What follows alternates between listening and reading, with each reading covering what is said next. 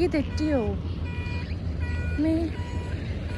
കൂട്ടാൻ വെക്കാനുള്ളില്ലാന്ന് പറഞ്ഞ രാവിലെ തുടങ്ങി ഡെയിലി രണ്ടട്ട് പീടിയെ പോകുന്ന നമുക്ക് ഇതൊക്കെ കേട്ടോണ്ടിരിക്കാൻ പറ്റുമോ? നേരെ പോയി ഇമ്മന്റെ പർദ്ദ എടുത്ത് ഇപ്പന്റെ വേഗം കിട്ടിയ പൈസ എടുത്ത് വീട്ടിൽ തക്കളിനുള്ളിന്റെ വില അറിയാതെ കൊണ്ട് ബാക്കി പൈസ കിട്ടുന്നു നമുക്കറിയാം. 500 രൂപ ഉള്ളി അങ്ങനെ ഗതികേടും നമുക്ക് ഇപ്പൊ പറഞ്ഞ കണക്ക് വെച്ചോക്കും. ആദ്യം വലത്തോട്ട് പിന്നെ എടുത്തോട്ട് പിന്നെ നേരെ നോക്കിയ പീടിയാണെന്ന് പറഞ്ഞു. അങ്ങനെ നമ്മൾ 4 കൂടിയത് മുക്കില് ഇപ്പൊ പറഞ്ഞു വെച്ചോക്കും.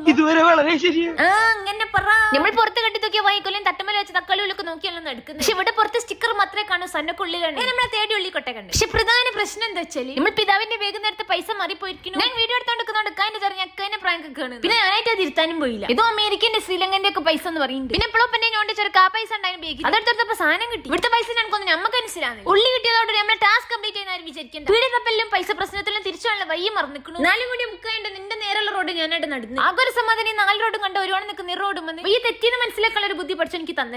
ഇത് വയ്യ തെറ്റിയോ? ഇത് ഞാൻ നേരത്തെ പോയപ്പോ കാണാത്ത സ്ഥലമാണല്ലോ.